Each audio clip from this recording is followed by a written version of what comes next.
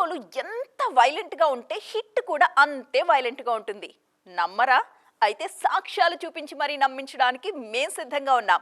ఈ మధ్య కాలంలో హీరో ఎంత ఎక్కువ మారణ హోమం సృష్టిస్తే అంత పెద్ద విజయం సాధిస్తున్నాయి సినిమాలు. మరి అలాంటి మోస్ట్ వైలెంట్ హీరోలు సినిమాలేంటో ఓ లుక్కేద్దాం. ఇండస్ట్రీలో ఇదే జరుగుతుంది. ఇప్పుడు వైలెన్స్ కి బాగా కనెక్ట్ అయిపోతున్నారు హీరోస్.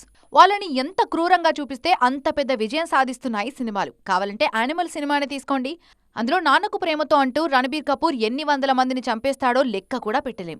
ఇంత వైలెంట్ మ్యాన్ కి ఆడియన్స్ 900 కోట్లు కట్టబెట్టారు. రీసెంట్ గా మనకు కలిసిన మరో వైలెంట్ మ్యాన్ దేవా. సలార్ సినిమాలో ప్రభాస్ క్యారెక్టర్ పేరు ఇది. అందులో ఆయన సృష్టించిన మారణ హోమం మామూలుగా ఉండదు. వచ్చినట్టు నరికేస్తుంటారు ప్రభాస్. సినిమా కూడా మాస్ కి అలాగే ఎక్కేసింది.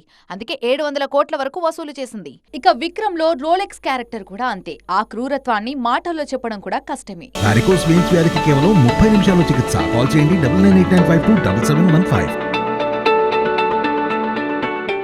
కేజీఎఫ్ 2 పార్ట్స్ లో యష్ ని వైలెంట్ మ్యాన్ గానే చూపించారు ప్రశాంత్ నీల్. పైగా వైలెన్స్ ని నేను అవాయిడ్ చేసినా అది నన్ను అవాయిడ్ చేయలేదంటూ డైలాగ్స్ కూడా చెప్పించారు.